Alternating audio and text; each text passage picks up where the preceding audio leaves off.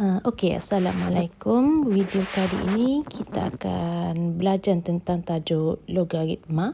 Okey, kalau tajuk logaritma ni biasanya kita kena ingat tentang hukum.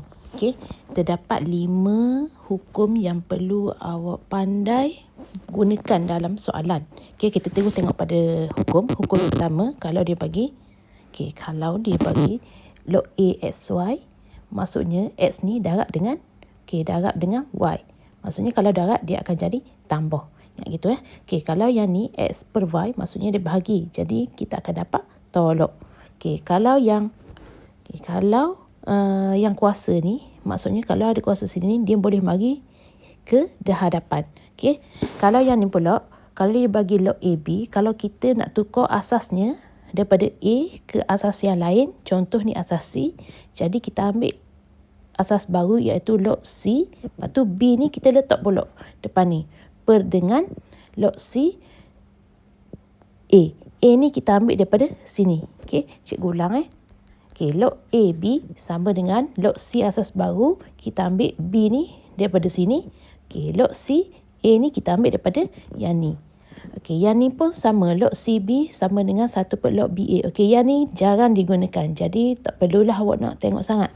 Kita terus masuk kepada basic.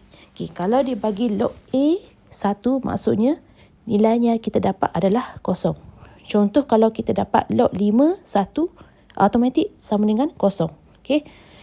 Kalau dia bagi contoh log AA sama dengan 1. Contohnya log 2 sama dengan 1, log 3 sama dengan 1, log 10 sama dengan 1. Asas dengan nombor kena sama. Ini adalah contoh. A kuasa kosong sama dengan 1. Ini adalah indeks. Yang ni dalam bentuk log. Kalau kita nak tukar kepada indeks, maksudnya kita ambil je A kuasa kosong dapat 1. Boleh faham yang pertama? Kita pergi yang kedua. Kita terus masuk kepada contoh. Contoh kita. Contoh kita, awak tengok yang ni.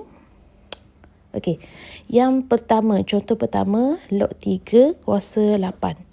Log 3 kuasa 8 sama contoh. Kita tengok contoh yang pertama, 3 kuasa 4 81. Kalau dia nak tukar dalam bentuk logaritma, maksudnya kita ambil je log 3.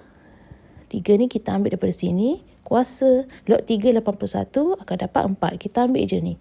Log 2, ambil 2 ni, 128 ambil yang ni sama dengan 7. Gitu je. Kita terus masuk kepada cari nilai yang berikut. Kalau cari nilai ni, kalau soalan dia dalam asas 10, awak terus tekan kalkulator. Dia boleh guna kalkulator. Log 10 9 sama dengan, terus tekan kalkulator. Log 10 99 terus tekan kalkulator.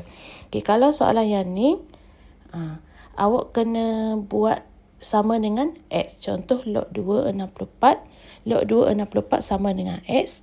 Jadi awak tukar dalam bentuk indeks. Jadi 2 kuasa X sama dengan 64.